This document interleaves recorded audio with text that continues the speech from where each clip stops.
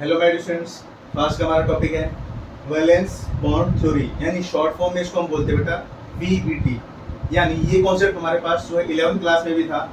इस कॉन्सेप्ट के अकॉर्डिंग अगर हम कोऑर्डिनेशन कंपाउंड्स की बात करें तो यहाँ पर हमारे पास जो लिगेंड्स होते हैं यानी सराउंडिंग एटम्स जो होते हैं वो क्या करते हैं, इलेक्ट्रॉन पेयर डोनेट करते हैं, जिसकी वजह से क्या होता है, जो सेंट्रल एटम की जो ऑर्बिटल है वो क्या हो जाती है, एक्टिव हो जाती है, जिसकी वजह से क्या होता है, जो under the influence of ligands क्या होते हैं, जो इलेक्ट्रॉन पेयर्स को ऑक्यूपाई करने के लिए जो सेंट्रल एटम की जो हमारे पास इनर ऑर्बिटल है और आउटर ऑर्बिटल है हमारे पास, जैसे कि n-1 d हो गया, ns हो गया, np हो गया, nd हो गया, ये सभी ऑर्बिटल्स हमारे पास क्या हो जाती हैं, एक्टिव हो जाती हैं, और उन्हीं की वजह से हमारे पास क्या होता है, ऑर्बिटल में इलेक्ट्रॉन फिल किए जाते हैं। अब आप देखिएगा हमारे पास इसमें फर्स्ट पॉइंट अगर हम लिखें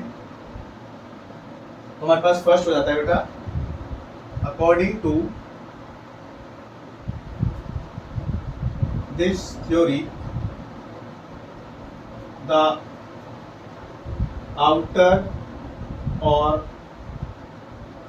inner orbitals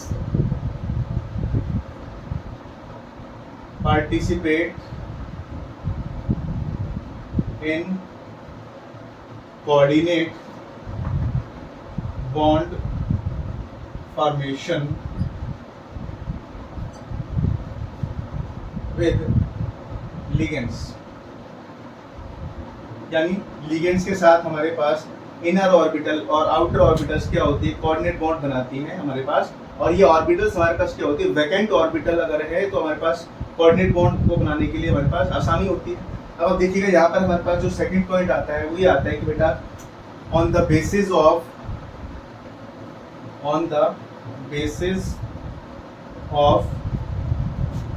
participation in bonding the following orbitals are hybridized to form some special geometry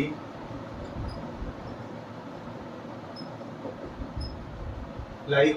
अब आप देखिएगा हमारे पास यहाँ पर हमारे पास on the basis of participation in bonding of the following orbitals are hybridized to form some special geometry. अब आप देखिएगा कुछ ऑर्बिटल्स हमारे पास क्या होती हैं, हाइब्रिडाइज्ड होकर हमारे पास नई ऑर्बिटल्स फॉर्म करती हैं, जिसके अकॉर्डिंग हमारे पास जो कोऑर्डिनेशन नंबर है, तो पहला आता है बेटा हमारे पास कोऑर्डिनेशन नंबर, यानी कितनी हाइब्रिड ऑर्बिटल हमारे पास जो है वो हाइब्रिडाइज हुई है, तो इसके अकॉर्डिंग हमारे पास आ जाएगा बेटा नेक्स्ट जो आएगा वो आएगा हाइब्रिडाइजेशन, और इसके बाद आएगा हमारे पास ज्योमेट्री। अब देखिएगा हमारे पास ये जो मेनली दो पॉइंट्स के अंदर ही हमारे पास क्या होता है, वीबीटी एक्सप्लेन हो जाती है मेनली, और इसके अलावा भी हम थर्ड पॉइंट भी लिख सकते हैं कि भाई हमारे पास जो ऑर्बिटल्स के इलेक्ट्रॉन्स होते हैं, सेंट्रल एटम की जो ऑर्बिटल है उसके जो इलेक्ट्रॉन होते हैं उसमें वैकेंट डी ऑर्बिटल होती है, जिसकी वजह से जो लिगेंड्स के इलेक्ट्रॉन हैं वो आसानी से क्या हो जाते हैं, एक्मोडेट हो जाते हैं या फिर ऑक्यूपाई हो जाते हैं। अब आप देखिएगा मेरे पास इसके अकॉर्डिंग हमारे पास कि जितना भी हाइब्रिडाइज्ड ऑर्बिटल हमारे पास पार्टिसिपेशन में आ रही है उनके अकॉर्डिंग हमारे पास जो कोऑर्डिनेशन नंबर है, अब आप देखिएगा यहाँ पर हमारे पास उसके अकॉर्डिंग हम एक फ्लो चार्ट एक बना सकते हैं। तो आप देखिएगा मेरे पास यहाँ पर कोऑर्डिनेशन नंबर, हाइब्रिडाइजेशन और कितनी हाइब्रिड ऑर्बिटल यूज हुई, जिसके अकॉर्डिंग उनका जो ओरिएंटेशन है स्पेस में कैसा होगा। अब आप देखिएगा कोऑर्डिनेशन नंबर अगर मेरे पास 4 है तो 4 कोऑर्डिनेशन नंबर अगर मेरे पास है तो हाइब्रिडाइजेशन क्या पॉसिबल है, यहाँ पर बेटा sp3 हाइब्रिडाइजेशन जो है वो पॉसिबल है, और sp3 अगर हाइब्रिडाइजेशन है तो हमारे पास जो ज्योमेट्री हो जाती है वो कौन सी हो जाती है बेटा, टेट्राहेड्रल। sp3 हाइब्रिडाइजेशन के लिए क्या होता है बेटा, ज्योमेट्री हमारे पास टेट्राहेड्रल हो जाता है। ये जो हमारे पास जो ज्योमेट्री आ रही है ये पूरा हमारे पास जो कॉम्प्लेक्स कंपाउंड होगा उसकी यहाँ पर ज्योमेट्री आती है, जिसके अकॉर्डिंग जो सेंट्रल एटम की जो हाइब्रिडाइज्ड sp3 ऑर्बिटल है वो बॉन्डिंग में पार्टिसिपेट करती है। इसी तरीके से मेरे पास अगर कोऑर्डिनेशन नंबर अगर 4 है तो एक पॉसिबिलिटी और है मेरे पास कि यहाँ पर जो है dsp2 यानी इनर डी ऑर्बिटल और आउटर एस और पी ऑर्बिटल जो बॉन्डिंग में अगर पार्टिसिपेट करके हाइब्रिडाइजेशन फॉर्म करती है, तो यहाँ पर जो ज्योमेट्री होती है मेरे पास वो होती है बेटा स्क्वायर प्लेनर। क्या होती है बेटा, स्क्वायर प्लेनर। इसी के साथ हमारे पास अगर हाइब्रिड ऑर्बिटल यानी कि हमारे पास कोऑर्डिनेशन नंबर अगर 5 है तो 5 कोऑर्डिनेशन नंबर के लिए हमारे पास हो जाता है बेटा sp3d। और sp3d अगर मेरे पास हाइब्रिडाइजेशन है तो उसके रिस्पेक्ट में जो ज्योमेट्री होगी मेरे पास क्या हो जाएगी, trigonal bi pyramidal, trigonal bi pyramidal. तो 5 ऑर्बिटल के लिए मेरे पास क्या हो जाएगा बेटा, ट्राइगोनल बाई पिरामिडल।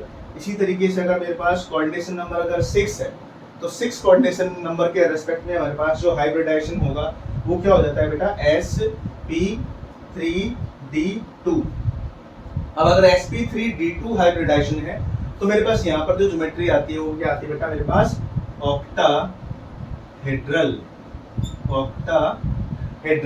इसी तरीके से मेरे पास अगर कोऑर्डिनेशन नंबर 6 है तो यहाँ पर एक और पॉसिबिलिटी आती है बेटा, वो आती है मेरे पास d2sp3। अब d2sp3 में मेरे पास जो ज्योमेट्री आती है बेटा वो हो जाती है यहाँ पर ऑक्टाहेड्रल।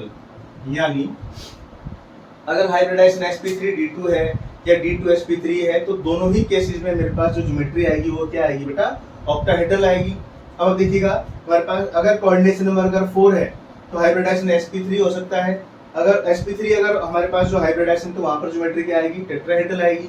इसी तरीके से 4 कोऑर्डिनेशन नंबर में अगर हमारे पास dsp2 कॉन्फ़िगरेशन के अकॉर्डिंग जो हाइब्रिडाइजेशन आ रही है वो आता है तो हमारे पास जो ज्योमेट्री होती है वो क्या होती है बेटा, स्क्वायर प्लेनर होती है।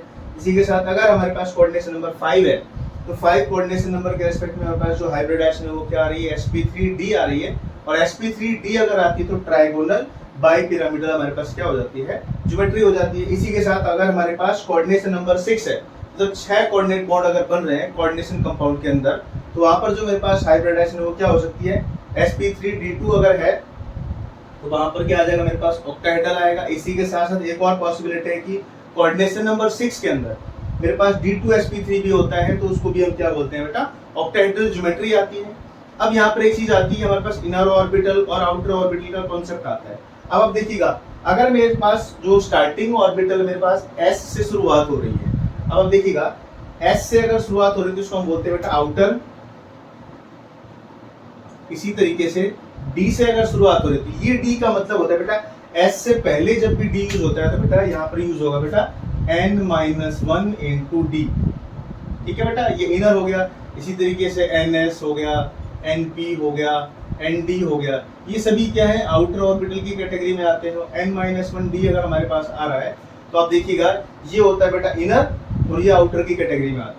अब आप देखिएगा nd का मतलब है कि आउटर वाला d हो गया यूज तो हमारे पास आउटर ऑर्बिटल कॉम्प्लेक्स होगा। अगर इसी तरीके से n-1 into d यानी प्रिंसिपल क्वांटम नंबर से अगर एक कम नंबर अगर हमारे पास d यूज हो रहा है तो वो होता है इनर ऑर्बिटल कॉम्प्लेक्स। अब आप देखिएगा मेरे पास यहाँ पर sp3 तो वहां पर जो कॉम्प्लेक्स होगा वो क्या हो जाएगा, हमारा आउटर ऑर्बिटल कॉम्प्लेक्स हो जाएगा।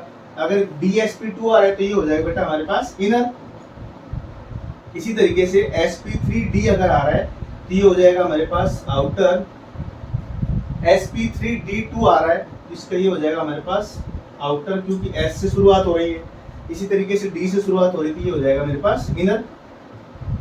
तो इस तरीके से हम इनर और आउटर ऑर्बिटल कॉम्प्लेक्स की तरह हम ट्रीट इसको कर सकते हैं। अब आप देखिएगा मेरे पास अगर कॉम्प्लेक्स कंपाउंड के अंदर हमें ये पहले आइडेंटिफाई हो जाता है कि कितने कोऑर्डिनेट बॉन्ड बन रहे हैं।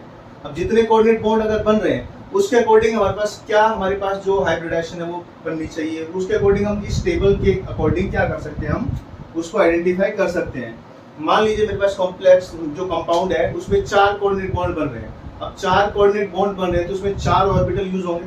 तो 4 ऑर्बिटल हमारे पास अगर आउटर वाली यूज हो रही है तो sp3 होगा, अगर उसमें से एक इनर वाली यूज हो रही है तो dsp2 होगा। इसी तरीके से 5 ऑर्बिटल अगर यूज हो रही है तो हमारे पास क्या हो जाएगा sp3d2 और अगर 6 हो रही है तो हमारे पास sp3d2। ये आउटर के केस में हो गया, अगर वो इनर के केस में होता है तो d2sp3 होता है। लेकिन ज्योमेट्री दोनों ही केसेस में क्या होती है बेटा, हमारे पास ऑक्टाहेड्रल होती है। तो इस तरीके से हम इस टेबल से क्या कर सकते हैं, कॉम्प्लेक्स कंपाउंड के अंदर जो नेचर ऑफ बॉन्डिंग है on the basis of VBT उसको हम एक्सप्लेन कर सकते हैं। तो कोशिश करते हैं कि हम इस चीज को, हमारे पास जो है जितनी भी ज्योमेट्री हमारे पास आई है सभी कॉम्प्लेक्स की हमें क्या हो जाती है, रिवाइज हो जाती है, तो हम उसको आसानी से एक्सप्लेन कर सकते हैं। तो हमारी वीडियो अगर आपको पसंद आई तो प्लीज चैनल को लाइक करें, शेयर करें, सब्सक्राइब करें और बेल आइकन को प्रेस करें। Thank you.